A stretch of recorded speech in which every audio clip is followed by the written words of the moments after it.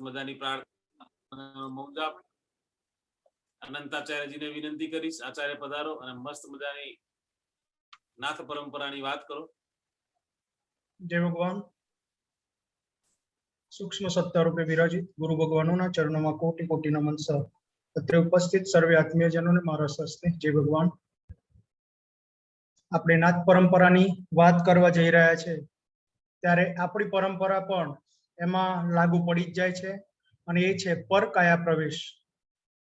બીજાના ખોડિયામાં મૃત શરીરમાં પ્રવેશ કરવો, પરકાયા પ્રવેશ કરવો, અને મૃત શરીરને જીવિત કરવાની જે ક્રિયા છે એ પરકાયા પ્રવેશ કહેવાય. એની આજે વાત કરવાની છે. મત્સ્યેન્દ્રનાથ તીર્થાટન કરતા કરતા ગિરનારથી ઉપડ્યા છે, સાથે ગોરક્ષનાથ પણ છે, મળી ગયા છે બંને ગુરુ અને શિષ્ય. પછી ત્યાંથી કાશી તીર્થ બાજુ જવા પ્રયાણ કરી રહ્યા છે. ત્યાં રસ્તામાં ગંગા, જમના અને સરસ્વતીનું સંગમ સ્થાન આવે છે. આપણા શાસ્ત્રોમાં એનો ઉલ્લેખ છે કે જે કઈ સંગમ સ્થાન હોય એમાં સ્નાન કરીએ તો ખૂબ જ પવિત્ર મનાય છે. એટલા માટે મત્સ્યેન્દ્રનાથ એનો લાભ જતો કરે એવા નહોતા. બંને જણ ત્યાં સંગમ સ્થાને આવે છે, સ્નાન કરે છે, અને પછી ત્યાં આગળ મંત્ર જાપ કરવા બેસી જાય છે. હવે આ જે સંગમ સ્થાન હોય છે ત્યાં પ્રયાગરાજ કરીને નગર હોય છે. એમાં ત્રિવિક્રમ નામે રાજા હોય છે. આ પ્રયાગરાજનો ત્રિવિક્રમ નામે રાજા હોય છે. ખૂબ જ ધર્મપ્રિય, અતિશય ધર્મપ્રિય, પ્રજાપ્રિય અને ખૂબ જ ભાવિક રાજા, આધ્યાત્મિક. અને એની રાણીનું નામ હોય છે રેવતી. રેવતી પણ સંપૂર્ણ પતિવ્રતા સ્ત્રી. એ પણ પ્રજા જે છે, રૈયત જે છે, એને પોતાના સંતાન સમાન રાખતા. બંને જણા ખૂબ ખૂબ વર્ષો વીતી જાય છે, વૃદ્ધાવસ્થામાં પડેલા છે. ત્યારે રાજા અને રાણી સતત ચિંતિત છે, કારણ કે એમને કોઈ સંતતિ નથી. વૃદ્ધાવસ્થાની આરે આવીને ઉભા રહ્યા છે. સતત રાજા ચિંતા કરે છે અને કહે છે કે ચિંતા એ ચિંતાનું કારણ. રાજા ચિંતા કરે છે કે જ્યારે મારું મૃત્યુ થશે તો આ રાજકારભાર કોણ સંભાળશે, મારી ગાદીનો વારસ કોણ થશે, અને હું જ્યારે મરીશ ત્યારે મારું પિતૃ તર્પણ કોણ કરશે. અને જો મારી તર્પણ વિધિ નહીં થાય ને તો મને મારો શરીરનો મોક્ષ પણ થવાનો નથી, મારી ગતિ સારી નહીં થાય. આવી સતત ચિંતા કરતા હોય છે. અને બને છે એવું કે એક દિવસ પોતે મૃત્યુ પામે છે. રાજા મૃત્યુ પામે છે એટલે પ્રજા અતિશય વલોપાત કરે છે, અતિશય દુઃખી છે, રાણી દુઃખી છે, સમસ્ત પ્રજાજનો અતિશય આક્રંદ કરી મૂક્યું છે. અને એ જ વખતે આ મત્સ્યેન્દ્રનાથ અને ગોરક્ષનાથ ત્યાં બેઠા બેઠા મંત્ર જાપ કરે છે. એમને આ અવાજ સંભળાય છે રોકકરનું. એટલે એમનું ધ્યાન ભંગ થાય છે. જુએ છે તો ઓહો, આટલા બધા રડે છે. તપાસ કરાવે, આવતા જતા વટે માર્ગુ જોડે તપાસ કરાવડાવે છે. ત્યારે ખબર પડે છે કે આ નગરનો રાજા, એ રાજા પોતે મૃત્યુ પામ્યો છે અને પ્રજા રાજાહીન થઈ ગઈ છે. આજે ગાદીનો કોઈ વારસ નથી રહ્યો, એટલે આટલું બધું કલ્પાંત કરે છે. અને રાજા બધાનો ખૂબ જ પ્રિય હતું. અતિશય કલ્પાંત જોઈ અને પેલા ગોરક્ષનાથ ધ્યાનમાં જુએ છે કે રાજા મૃત્યુ પામ્યો છે, એનો વારસદાર કોઈ નથી. એટલે ગુરુ મત્સ્યેન્દ્રનાથને કહે છે કે હે ગુરુદેવ, આ રાજા મૃત્યુ પામે છે, ગાદીનો વારસ કોઈ નથી, તો બાજુના રાજ્યવાળા બીજા રાજાઓ આ રજવાડા ઉપર આક્રમણ કરશે, રાજા નથી એટલે આ લોકોને હરાવશે, ખૂબ પીડા આપશે, અને યુદ્ધમાં આ લોકોને કેટલીય જાનહાનિ થશે, કેટલાય કપાઈ મરશે, સ્ત્રીઓના શિયળ લૂંટાશે અને ન થવાનું થશે. એટલે કૃપા કરીને આપ એ રાજાને સજીવન કરવાની કૃપા કરો. આપ અવશ્ય અમને સજીવન કરી શકો એવી શક્તિ ધરાવો છો. એટલે મત્સ્યેન્દ્રનાથ કહે છે કે ગોરક્ષ, જો એના મસ્તિષ્કમાં પ્રાણ ટકી રહેલો હોત ને હું અવશ્ય એને જીવિત કરત. ગોરક્ષનાથ તરત ધ્યાન ધરીને જુએ છે તો એનો પ્રાણ મસ્તિષ્કમાંથી નીકળી ગયો હોય છે અને પરલોકે જતો રહ્યો હોય છે. છતાં પણ ગોરક્ષનાથ વિનંતી કરે છે કે હે ગુરુદેવ, જો એને સજીવન નહીં કરીએ તો બહુ મહામારી ફેલાશે અને બહુ જ ખોટું થશે. લોક કલ્યાણ અર્થે પણ ગમે તે રીતે આપણે એને સજીવન કરવો જ પડશે. આપની જો આજ્ઞા હોય ને તો મારો પ્રાણ એનામાં અર્પિત કરી અને એ રાજાને હું સજીવન કરું.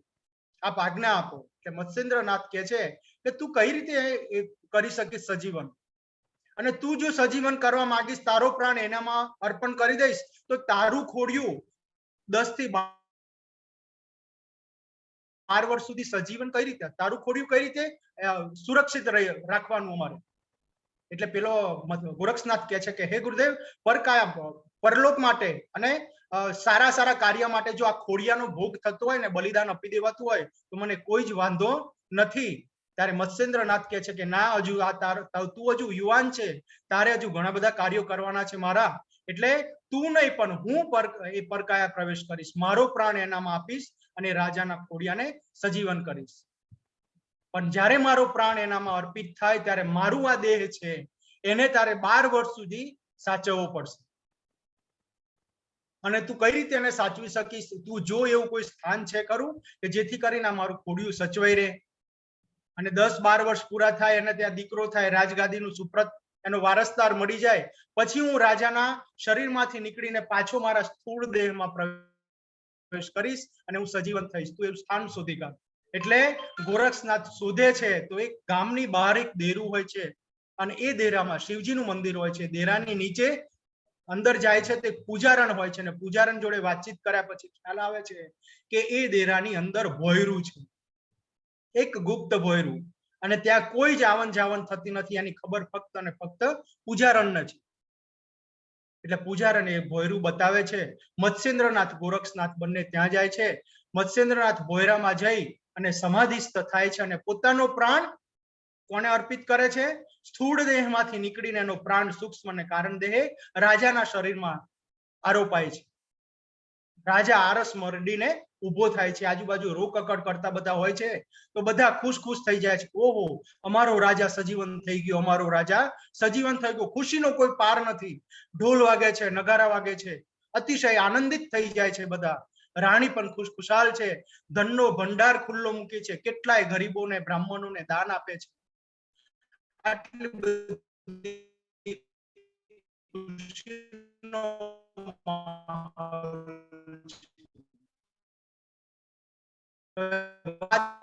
પરકાયા પ્રવેશની, પોતાનો પ્રાણ બીજામાં અર્પણ કરો આપણા, અને આપણી પરંપરાનું લક્ષ્ય. ગુરુજી, આપણને ખ્યાલ છે કે ગુરુજી જાહેરમાં કઈ રીતે કરી આવ્યા? આ સ્થૂળ દેહ તો જવાય નહીં.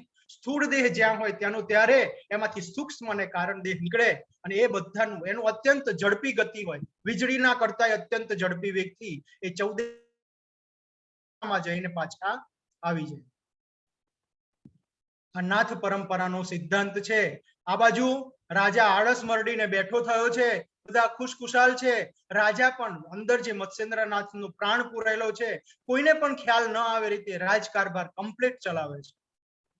રાણીને પણ શંકા નથી આવતી કે અંદર મત્સ્યેન્દ્રનાથનો પ્રાણ પુરાયેલો છે. એમ જ માને છે કે મારો રાજા પુનઃ જીવિત થયો છે ભગવાન શિવજીના કૃપાથી. રાજકારભાર કમ્પ્લીટ ચાલે છે. 1 મહિનો, 2 મહિના, 3 મહિના વીતે છે. કમ્પ્લીટ રાજકારભાર નું સંતુલન કમ્પ્લીટ થઈ ગયું છે. રાજા એક દિવસ, રાજા એટલે કે મત્સ્યેન્દ્રનાથ અંદર પુરાયેલા છે. રાજા એ પાછા પેલા ડેરા આગળ જાય છે. ત્યાં જઈને શિવજીના દર્શન કરે છે અને જોવે છે તો પેલા ગોરક્ષનાથ જ્યાં પેલું ભોયરું છે એના દરવાજા આગળ ઉભેલા છે, બેઠેલા છે. કારણ પેલા ખોડિયાનું રક્ષણ કરવાનું સ્થૂળ દેહ ત્યાં પડી રહ્યો છે. જ્યાં સુધી પેલો પાછા એમનો દેહ પ્રાણ પાછો ન આવે રાજાના દેહમાંથી, ત્યાં સુધી એ સ્થૂળ દેહને સંગ્રહી રાખવાનું છે. આપણને એમ થાય કે સ્થૂળ દેહ શું ગંધાઈ ના જાય, ફૂલી ના જાય, પણ ના, આ યોગીઓનું શરીર છે. એને વર્ષોના વર્ષો સુધી કઈ જ થતું નથી. એ જ સ્થિતિમાં ત્યાં પડી રહ્યો છે. રાજાને સંતોષ થઈ, રાજાને એટલે કે મત્સ્યેન્દ્રનાથને સંતોષ થઈ જાય છે કે હવે ગોરક્ષનાથ સારી એવી ચોકી કરે છે. એમ કરીને વળી પાછા 6 મહિના થયા, 1 મહિનો, 1 વર્ષ થયું, 2 વર્ષ થયા અને પછી વળી પાછા રાજાજી ત્યાં જાય છે. ગોરક્ષનાથ એમને પ્રણામ કરે છે પોતાના ગુરુદેવ તુલ્ય માનીને. ત્યારે પછી ગોરક્ષનાથ કહે છે આપનું જે શરીર છે કમ્પ્લીટ રીતે સુરક્ષિત છે પ્રભુ, પણ મને થોડું તીર્થાટન માટે આજ્ઞા આપો આપ, તો હું જાઉં. આપનું શરીરને કઈ વાંધો આવે એવું મને લાગતું નથી. અત્યાર સુધીના વર્ષોમાં ક્યારેય કોઈ અહીં આવ્યું. એટલે પછી મત્સ્યેન્દ્રનાથ એને કહે છે કે સારું, તું જવું હોય તો તીર્થાટન કરીને પાછો આવજે, પણ યોગ સાધના કરવાનું તું ભૂલતો નહીં. આ બાજુ ગોરક્ષનાથ જાય છે તીર્થાટન કરવા માટે. ખોડિયું એકલું ત્યાં પડ્યું છે. રાણી એક દિવસ ધીમે ધીમે 1 વર્ષ, 2 વર્ષ, 3 વર્ષ, 4 વર્ષ થઈ જાય છે અને રાજાને ત્યાં પુત્રનો અવતરણ થાય છે. પુત્ર ધીમે ધીમે મોટો થાય છે. 5 વર્ષનો પુત્ર જ્યાં થાય છે ત્યાં રાણી રાજાને કહે છે કે ચલો મારે પેલા મહાદેવજીની બાધા હતી એમના દર્શન કરવાની, પુત્રને દર્શન કરાવવાની, તો ચાલો આપણે બંને ત્યાં મહાદેવજીના મંદિરે જઈએ. રાજા અને રાણી બંને પુત્રને લઈને પેલા મહાદેવજીના ડેરામાં જાય છે. રાજા અને રાણી ત્યાં પગે લાગે છે, મહાદેવજીના દર્શન કરે છે. દર્શનની વિધિ પતાવી અને રાજા બહાર નીકળે છે, મત્સ્યેન્દ્રનાથ બહાર નીકળી જાય છે. ત્યારે રાણી પગે લાગીને ભગવાનને ભોળાનાથને વિનંતી કરે છે કે હે ભોળાનાથ, તે મને આવી રીતે સૌભાગ્યવતી રાખી, આટલી ઉંમરે આટલી વૃદ્ધાવસ્થામાં તે મને પુત્ર આપ્યો, મારી ગાદીનો વારસ આપ્યો, એ બદલ હું તારો ખૂબ ખૂબ આભાર માનું. હંમેશા આ રીતે સૌભાગ્યવતી રાખજે. ત્યાં બાજુમાં પેલી દાસી ઉભેલી, પૂજારણ જે ઉભેલી હોય છે એ પૂજારણ હસે છે. જ્યાં પૂજારણ હસે છે ને એ જ વખતે રાણીની દ્રષ્ટિ પૂજારણ ઉપર પડે છે અને તરત વેમનો કીડો એના મગજમાં ચક્રાવે ચડે છે રાણીના.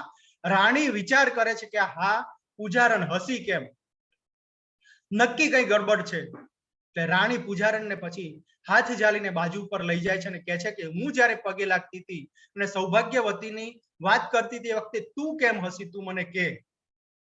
પૂજારણ મહાસંકટમાં આવી જાય છે. એક બાજુ રાણીનો ક્રોધ છે, બીજું બાજુ યોગીનો શ્રાપ મળી જાય એનો ભય છે. એક બાજુ કૂવો છે અને એક બાજુ ખાઈ છે. શું કરું કઈ નિર્ણય કરી શકતી નથી. એટલે રાણીને કહે છે કે રાણીજી કૃપા કરો, હું આપને કઈ કહી શકું એમ નથી, પણ આ તો રાણી કહેવાય, એની જીદ આગળ કોઈનું કશું ચાલે નહીં. અને પછી એને મારી નાખવાની જ્યાં ધમકી આપે છે ત્યાં પછી પેલી થોડી નરમ પડી જાય છે અને કહે છે કે તમે મને જીવત દાન આપવાનું વરદાન આપો તો હું આપને વિધિ બધી કહું. એટલે પછી રાણી એને વરદાન આપે છે કે જા, હું તને જીવત દાન આપું છું, હું તને કોઈ પણ પ્રકારની સજા કરીશ નહીં. એટલે રાણી બધો પેલી પૂજારાને બધી જ વિધિ જે પ્રમાણે થયું હતું મત્સ્યેન્દ્રનાથ અને જે આ દેહમાં આરોપણ કર્યું હતું, કારણ કે પૂજારણ ગોરક્ષનાથ ને મત્સ્યેન્દ્રનાથ સિવાય આ કોઈ જાણતું નહોતું. એટલે પૂજારણ બધું જ રાણીને કહી દે છે. હવે રાણી વિચાર કરે છે કે ઓહો, મારો પુત્ર 5 વર્ષનો થયો છે, હવે થોડાક વર્ષો પછી આ રાજાજીના ખોડિયામાં જે પ્રાણ છે એ પ્રાણ તો નીકળી જવાનો છે. રાજા પાછા મૃત બની જશે અને એ પાછા પેલા સ્થૂળ શરીરમાં મત્સ્યેન્દ્રનાથ જતા રહેશે, તો હું પાછી વિધવા બની જઈશ. હું આ વિધવા ન બનું એટલા માટે શું કરું, અને મગજ ચક્રાવે ચડે છે કે હું શું કરું. 1 વર્ષ 2 વર્ષ 3 વર્ષ એમ કરતા કરતા વીતી જાય છે અને એક દિવસ એના મનમાં ઝબકારો થાય છે, વીજળી વેગે, કે એક કામ કરું કે એ મત્સ્યેન્દ્રનાથનું જે સ્થૂળ શરીર છે ત્યાં ખોડિયું પડ્યું છે, એ ખોડિયાને જ હું ન રહેવા દઉં. જો ખોડિયું હોય તો આ પ્રાણ એમાં આરોપિત થાય છે, એ ખોડિયું જ હું ન રહેવા દઉં તો એ પ્રાણ ક્યાં જાય, પછી એને તો આ ખોડિયામાં જ ટકી રહેવું પડે ને. એટલા માટે થઈ અને એક મહાભયંકર વિચાર એના મનમાં આવે છે અને એક રાત્રિએ એ પોતાના 2 જે ગુપ્ત સૈનિકો હોય છે, ગુપ્ત સૈનિકોને 2 દાસીઓ, એ બંનેને લઈ અને ત્યાં એ મહાદેવના મંદિરે જાય છે. મંદિરે જઈ અને પેલા ભોયરામાં પ્રવેશ કરે છે, જ્યાં સ્થૂળ શરીર જે પડેલું હોય છે મત્સ્યેન્દ્રનાથનું, એ તલવાર લઈને પેલા સૈનિકો ગયા હોય છે, એના ટુકડા કરે છે સ્થૂળ દેહના. અને ટુકડા કરી અને રાત્રે ને રાત્રે કોઈને ખબર ન પડે એમ ટુકડા બધા લઈને ડેરાની બહાર છૂટા ફેંકી દે છે. અને પછી રાણીના મનમાં એમ કે કોઈને ખબર નથી પડી, રાણી ઘેર આવે છે, પાછું કઈ જ થયું નથી, એ રીતે વર્તન કરે છે. પણ કુદરત બધું જોઈ રહ્યો હોય છે, એનાથી કશું જ અજાણું થયું નથી, એ બધું જ ધ્યાન રાખે છે. રાણીએ આવો વિચાર કર્યો, આવું કૃત્ય કર્યું તો પાર્વતીજીને ખબર પડે છે કે મારા મત્સ્યેન્દ્રનાથને આ રાણીએ કાપી અને એના ખોડિયાને ફેંકી દીધું છે. એટલે તરત એ શંકર ભગવાનને પોકારે છે અને વિનંતી કરે છે કે પ્રભુ, આપણા નાથ પરંપરાના પહેલા જ યોગીને આ લોકોએ આ રીતે મારી અને એના ખોડિયાના ટુકડા કરીને નાખી દીધું છે. શંકર ભગવાન તરત એમના ગણને મોકલે છે અને આખો ગણ અને ચામુંડા અને બધા ભેગા થઈ અને ખોડિયાનું સતત રક્ષણ કરે છે અને મત્સ્યેન્દ્રનાથના શરીરનું ચોકી કરવાનું કાર્ય એ એમ આપણે શંકર ભગવાનના પ્રિય વીરભદ્રને સોંપે છે. એટલે વીરભદ્ર 84 કરોડ અને 72 લાખ શિવગણોને ત્યાં ઉત્પન્ન કરે છે અને બધા ભેગા થઈ અને એ ખોડિયા જે ટુકડા પડેલા છે એનું રક્ષણ કરે છે. હવે આગળ એ ટુકડાઓનું શું થાય છે, મત્સ્યનાથના શરીરનું શું થાય છે, ભગવાન શંકર શું કરે છે અને રાણી શું કરે છે, એ હવે આવતીકાલે લઈશું. સર્વને સસ્ને જય ભગવાન. જય ભગવાન આચાર્ય. જય ભગવાન. ક્રમશઃ તમે સસ્પેન્સ સિરિયલ જેવું કર્યું તમે. આવતીકાલે બધા અવશ્ય પધારીશું. મસ્ત મજાનો સમય વીતી રહ્યો છે. આવી ગયો સમય ભજનો ગાવા પર. આચાર્ય વિનંતી આપને એક વખત બધાના નામની જાહેરાત કરી દો. હાજી.